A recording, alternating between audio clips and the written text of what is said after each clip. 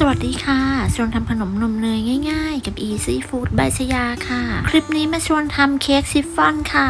สูตรเค้กชิฟฟ่อนใบเตยสูตรเค้กชิฟฟ่อนเนื้อนุ่มทำกินทำขายสูตรเค้กง่ายๆเราไปดูวิธีทำกันเลยค่ะเริ่มจากการเตรียมถาดก่อนค่ะจะใช้เป็นถาดสี่เหลี่ยมขนาด 10 คูณ 10 นิ้วทาเนยหรือน้ำมันที่ก้นถาดจากนั้นวางกระดาษไขรองอบ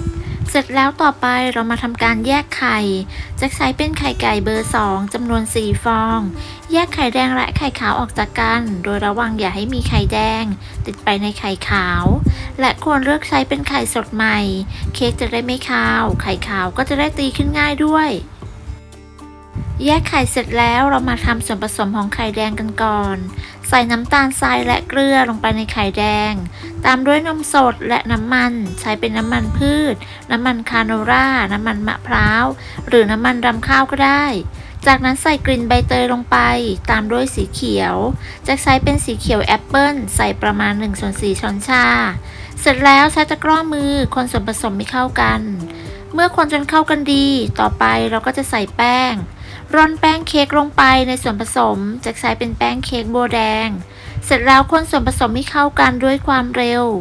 ใช้ตะกร้อมือคนส่วนผสมให้เข้ากันด้วยความเร็วจนไม่เหลือเม็ดแป้ง เสร็จแล้วพักส่วนนี้ไว้ก่อน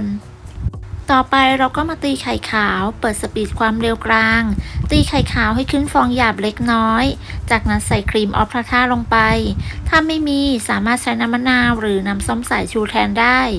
จากนั้นค่อยๆใส่น้ำตาลทรายลงไป โดยแบ่งใส่น้ำตาลทราย3ครั้ง แต่ละครั้งก็ให้ห่างกันประมาณ 10-15 วิ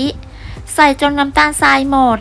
แล้วก็ตีต่อจนกระทั่งไข่ขาวมีลักษณะเป็นสีขาวนวล เป็นริบบอน ตั้งยอดอ่อนปานกลาง ปลายงองุ้ม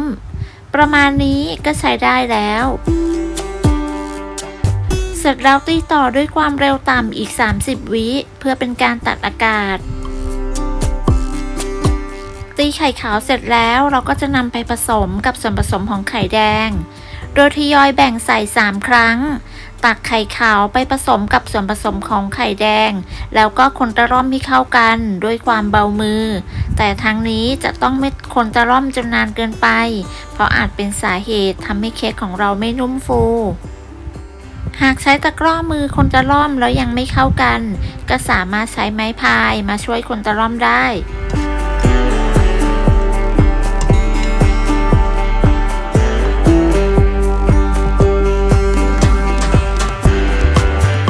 เมื่อคนผสมจนเข้ากันดีแล้วเราก็จะนำไปใส่พิมพ์เค้กกันเลย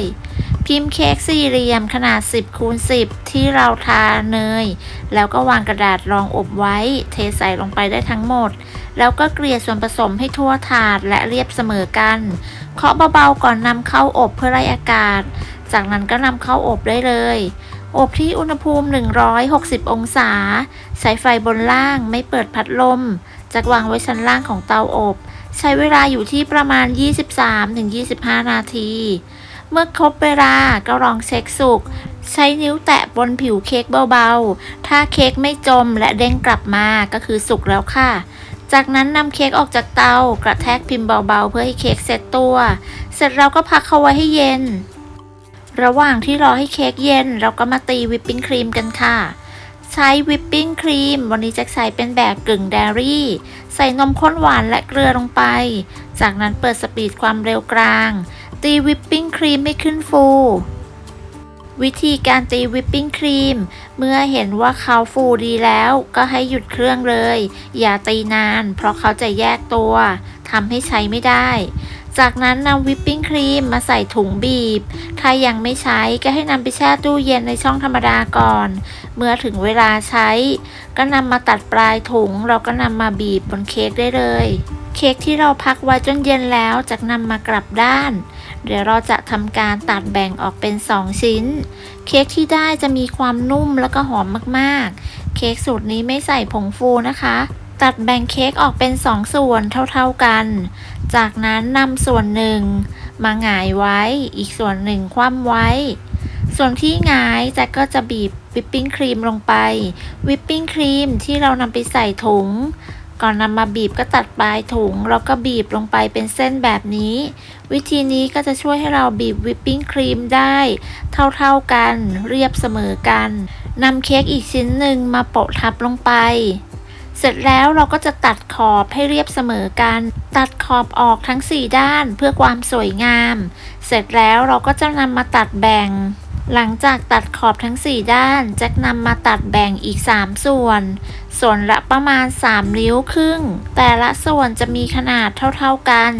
เสร็จแล้วเมื่อเราตัดแบ่งเป็น3ส่วนแล้วแจ็คก็จะนำแต่ละส่วนมาแบ่ง2โดยตัดเป็นแนวทะแยงมุมเราก็จะได้เป็นชิฟฟ่อนสามเหลี่ยมแล้วเค้กชิฟฟ่อนใบเตยสูตรนี้จะได้ชิฟฟ่อนใบเตยสามเหลี่ยมทั้งหมด6ชิ้นเป็นเค้กชิฟฟ่อนที่มีความนุ่มมากๆจะใช้เป็นวิปปิ้งครีมเหมือนแจ็คหรือว่าจะใช้เป็นบัตเตอร์ครีมก็ได้แล้วแต่ที่ทุกคนชอบเลยถ้าใช้วิปปิ้งครีมแบบแจ็คจะต้องแช่ตู้เย็นนะคะไม่งั้นวิปปิ้งครีมจะละลายแต่ไม่ต้องห่วงเลยแช่เย็นแล้วเค้กของเราก็ยังนุ่มหอมอร่อยเหมือนเดิมไม่แข็งเลยค่ะใครที่ชอบทำเค้กหรือว่าใครที่กำลังฝึกหัดทำเค้กแนะนำสูตรชิฟฟ่อนใบเตยสูตรนี้เลยเนื้อนุ่มหอมอร่อยสูตรทำกินทำขายต่อยอดได้หลายเมนูใครทำแล้วได้ผลยังไงก็มาคอมเมนต์คุยกันนะคะขอบคุณสำหรับการติดตามรับชมคลิปนี้ถ้าเพื่อนๆชอบก็อย่าลืมกดไลค์กดแชร์กดติดตามเพื่อเป็นกำลังใจให้กันด้วยค่ะสำหรับคลิปนี้แจ็คต้องลาไปก่อนพบกันใหม่ในคลิปหน้าสวัสดีค่ะ